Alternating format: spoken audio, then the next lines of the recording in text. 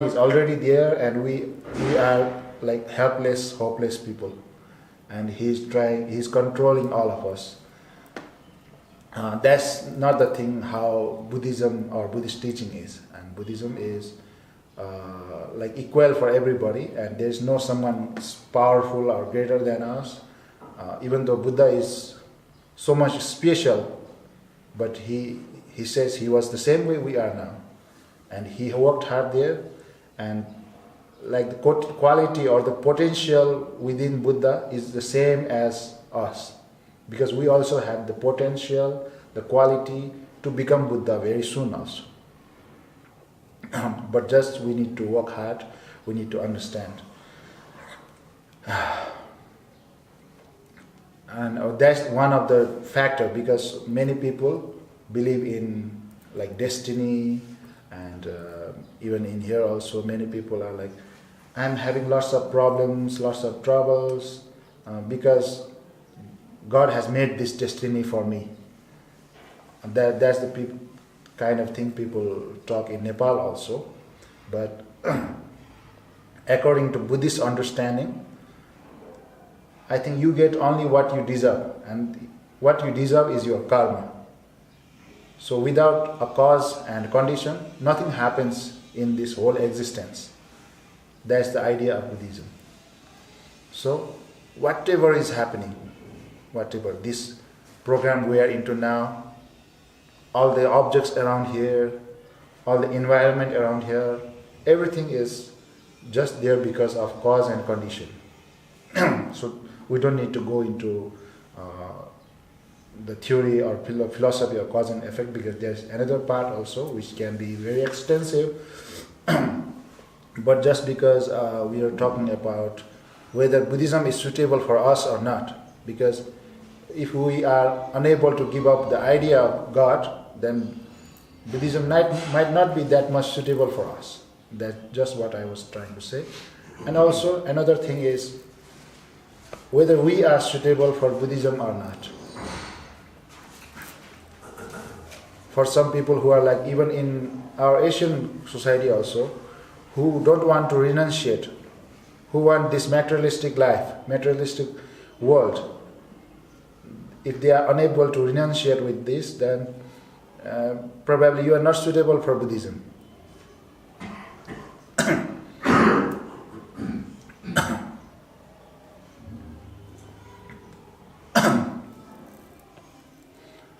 And also, if especially getting into traditional Buddhism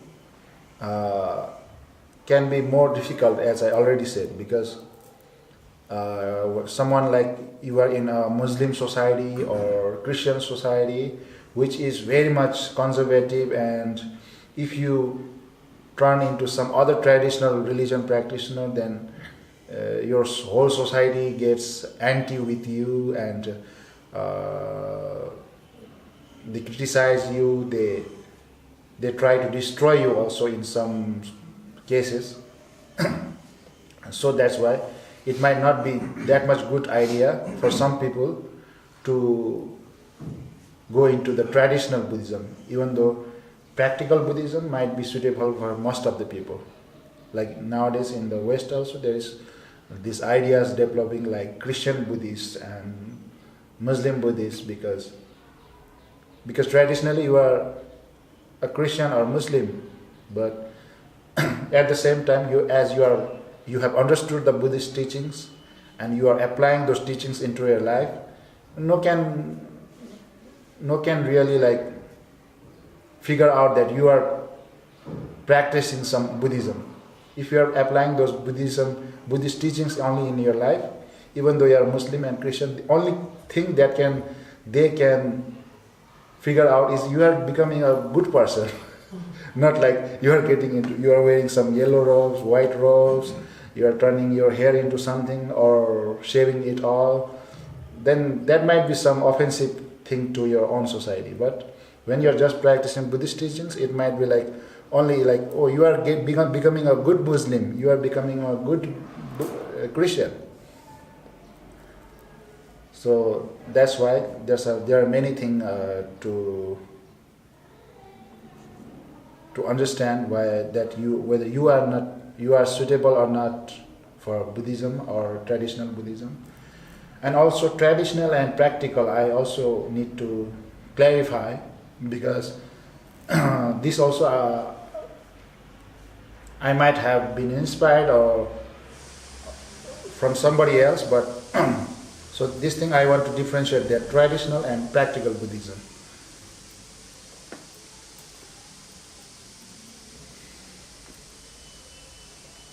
So practical Buddhism is, as I already said, I think there's not much left to clarify, because we learn Buddhism, we understand Buddhism, and we just practice the Buddhist teachings into your life, into our life, then we are practically Buddhism. And for instance, I say like some non-Buddhist people are better practical Buddhists than some traditional Buddhist people. Like if I consider some Hindu people who are a good human being, who whether they learn Buddhism or not, they are practicing those teachings.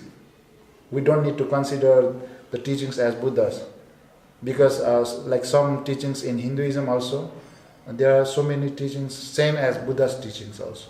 So even if they are practicing those words, then they are technically being better practical Buddhists than some traditional Buddhists. Even though some people are just traditional or practical, so when we are fully dedicated, when we are fully interested, it's better if we are both of traditional and practical Buddhism. That's like when you have a cup, you need to have its characteristic also. You need to hold the tea within itself. You need to also preserve its warmth of the tea for some minutes at least. And that's the characteristic of the cup. And I think the traditional Buddhism is also pretty much like this cup. But when I pick up this thing, I'm not trying to eat the cup. I'm trying to drink the tea. So the tea itself is like a practical Buddhism. So I think that's enough for like yesterday's introductory teachings of Buddhism. What's the time?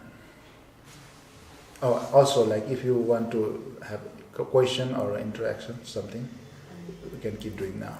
20 past 10. Sorry? 20 minutes past 10. 20 past 10.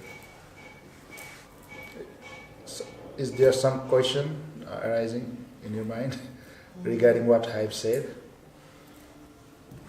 Or some confusion? Yeah, for me too, I think.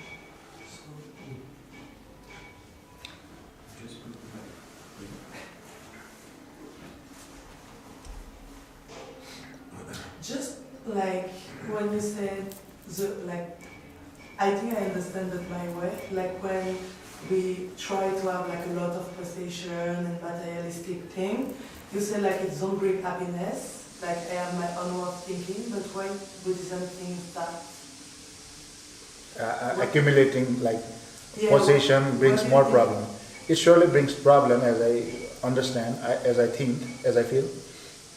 But I'm not saying like possession, having lots of wealth and possession does not mean you necessarily have all the problems also. Yeah. There is the solution. There is a technique, you can control them, and that's like controlling your mind yourself. Because you think more, you buy stuff more, like you work more, work more, and after it makes you unhappy because you always like get addicted to like having new stuff, and like any addiction is really bad for the life. And also another thing we need to understand regarding that is we're just accumulating something which provides us facility only. Like when there is cold, we might need hot blanket, we might need heater. That's okay, but for most of the people, how I saw is like you are trying to find happiness from those things. Yeah. You cannot find happiness from those things. You need to walk like on the different way. Apart from that, from the materialist thing, you cannot find happiness. You just find pleasure, and Yeah. pleasure turns into addiction. You have already said that. Okay. For some poor people in the Himalayas, they can survive with this much clothes without fire in front, Wow. but because they are used to. They, Hey, no. yeah, It's so cold for me. I'm like, like, I would die. and even this is not so cold comparing to Himalayas, Yeah. but even I am also feeling cold. You are feeling cold with this. Like we have pretty much same amount of clothes, but we are feeling cold because we are not much used to. Yeah, you need to train your mind, your Yeah. sensation, Yeah. and after it's okay. Anyways, like without spiritual knowledge, it's very difficult for people who are accumulating lots of wealth and possessions. For like, you might have like a device, a gadget which is very costly, and after working 1 year, you spend whole of your 1 year income into that device. When it breaks down or somebody steals it, and how much problem you are feeling, how much tension, stress are you feeling, and that's the thing. And when, like someone like myself also, as a Buddhist practitioner, so I think I don't feel much problem when I lost things. When I, of course, as a normal human being, I feel problems.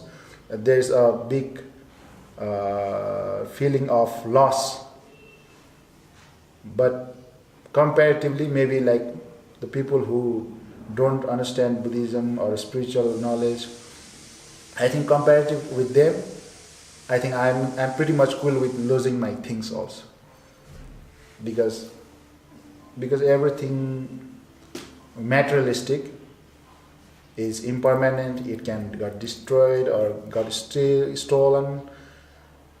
So the idea is not having attachment with your possessions. Yeah. That's the idea, and that will again. Just like the basic, like to get, like to stay like a little more warm. Yeah. Basic stuff, but like. Yeah, like I might be a poor guy and I have only this much of cloth, and if I get this another layer of cloth in this coat, it's okay. But even if I don't get this, okay, it's okay for me. You have to content yourself. And there is also a saying like, contentment is the biggest wealth. Okay. If you have contentment, you are wealthy and successful.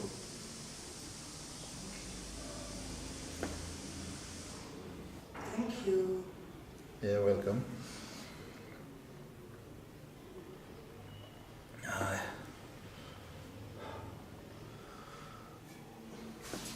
There's a common idea in the West about this part of the world,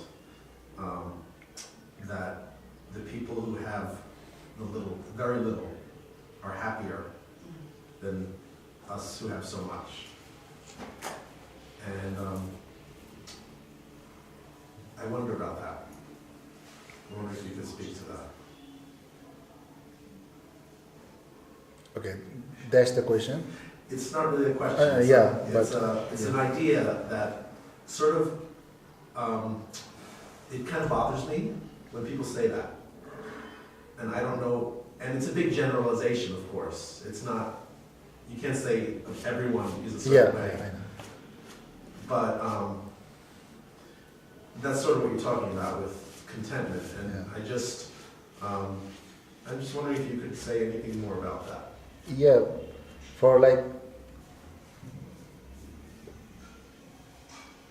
I little bit said, like poor people, even though they don't have enough to eat, also even enough to wear, they are not used to much of other materialistic devices or facilities, and they are okay with it, even though they like it's cold. In the cold weather, it's like your tummy is not full when like even working after the whole day. Uh, but when we compare them to like the rich people, and then is when we can see that this vast difference between the rich people and the poor people. And maybe we don't need to even compare with, like generally the West is most rich and the Southeast is like a lot poor, especially places like Nepal. But it's generally in the whole world that poor people don't have enough for regarding any fooding, clothing, everything. But they don't have this addiction and these problems with themselves, and main thing is at least they have this peace of mind. And when we are into accumulating lots of things, materialistic things, then there mostly for most people is never like a peace of mind for them in themselves, because you are trying to find satisfaction. Like the next car you are aiming to buy, next building you are aiming to build for yourself, or the next costly jewelry you want to buy for your necks or something, and you are trying to find satisfaction with them, and that's much difficult. Even though like the little bit upper medium class of Nepal people, like many of them are aiming to buy iPhone mobile every year. iPhone company makes it, and like their income is every year maybe they are earning like 2 lakh Nepali rupees or 4 lakh Nepali rupees, and maybe they are spending like 30% or 50% of their income for iPhone mobile.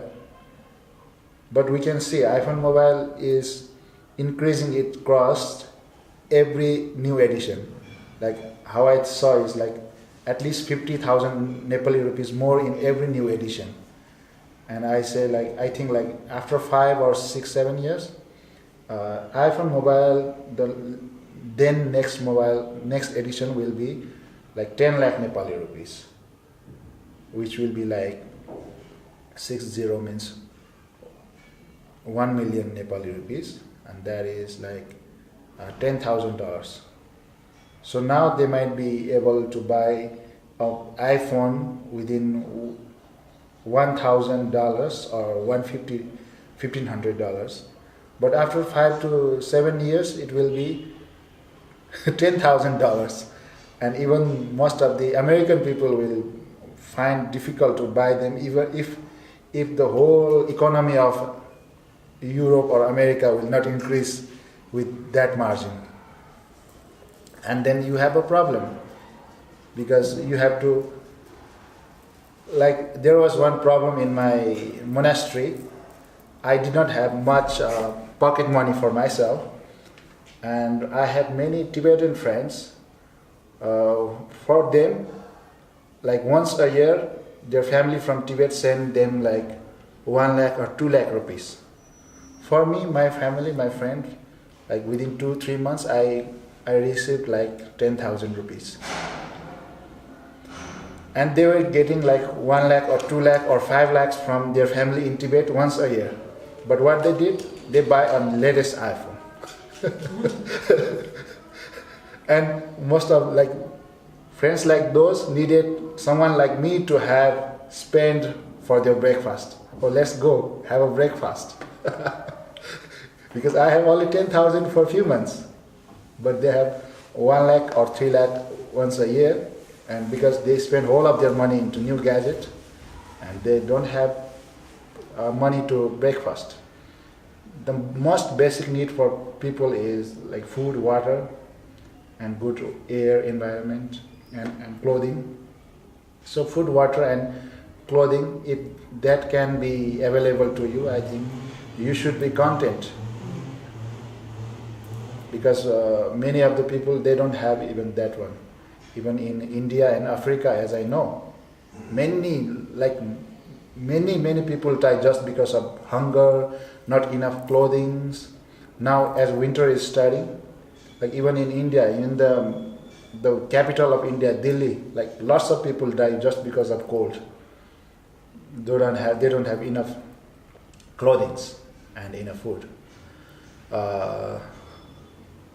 And also, like His Holiness Dalai Lama has this saying. He said this thing once, like, even though you are the richest person, you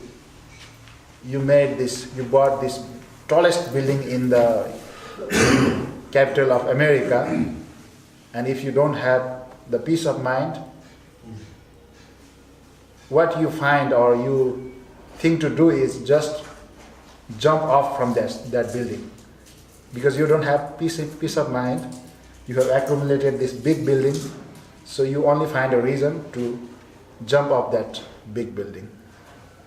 So for better life or for the achievement of happiness, peace, I think we need to work out for that with the spiritual way, not from the materialistic way. There is also a thing called spiritual materialism. And that's like when you want to buy like Buddhist objects, like Buddha. You all have been in Buddha. So when I was in childhood, I thought Buddha is Buddhism itself. I was very young kid, because it had everything as a religion. There's a stupa, eyes of stupa, and around it you can buy any stuff related with Buddhism, and there's lots of it. And after I become a teacher, I go around Buddha, and also most of the Buddhist people are circulating Buddha rather than other stupas, other temples, other monasteries. And how I saw is, now they are misleading Buddhism, because that is spiritual materialism. And if you need to invest or spend a lot of money to be a Buddhist or to practice Buddhism, then that's a problem. That means poor people cannot practice Buddhism.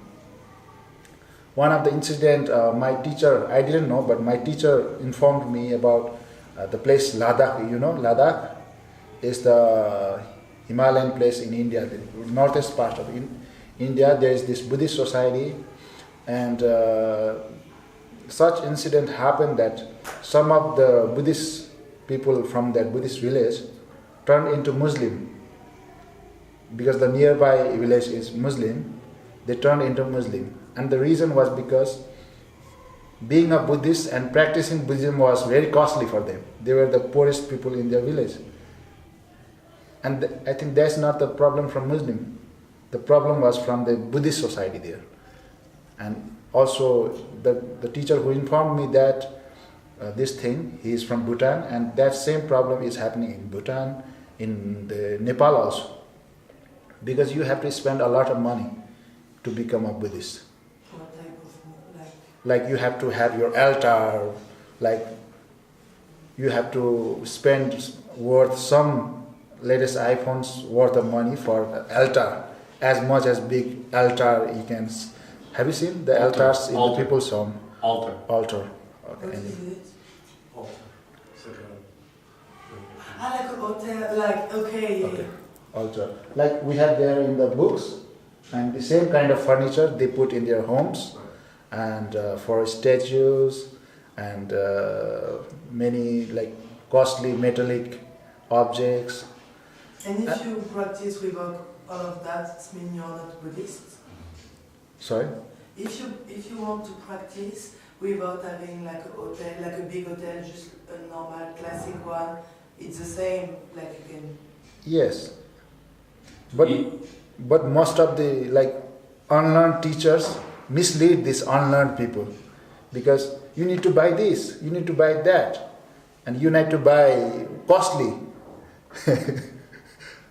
And if you are spending like huge amount of money for these costly things, and then the teachers appreciate you, and if you are not spending a lot and teachers are not appreciating you, that means the But how do you know if he appreciates you or not? You can't know. no, if you have like daily or monthly interaction with your teacher, then you can surely see, because you have not been into this society, or maybe you are like out of idea now, but we have seen this. Like there are many priests, even Buddhist priests, like they have these rituals in their home, at least annual, once a year. And if you are paying good amount of money for being in your home and performing this ritual, and if he is not offering me lots of money as much as you do, then such kind of teacher is reluctant to go to his home. He only wants to go to your home. Yeah, but normally like if you practice like with the heart and stuff, it's more important, no? And also like there is idea for, not for the lay people only. Lay people earn money, that's why the teachers try to make them spend. But even in the monastic society also, like to go into 3-year retreat, some like already learned scholars, students. So you need to have this stuff. There's like you need to have a mala, you need to have a bell, dorje, and you need to have altar inside the retreat center. You need to have like there are lots of stuff. If you afford, you can buy. Yes. But it's not necessary to achieve the realization which you get from the retreat. Because like His Holiness Dalai Lama used to say, like with other traditions, people are like, you are going to retreat, you are going into long meditation, you need these objects, all of this. And the biggest yogi of Tibet was Milarepa, if you have heard the name. Milarepa.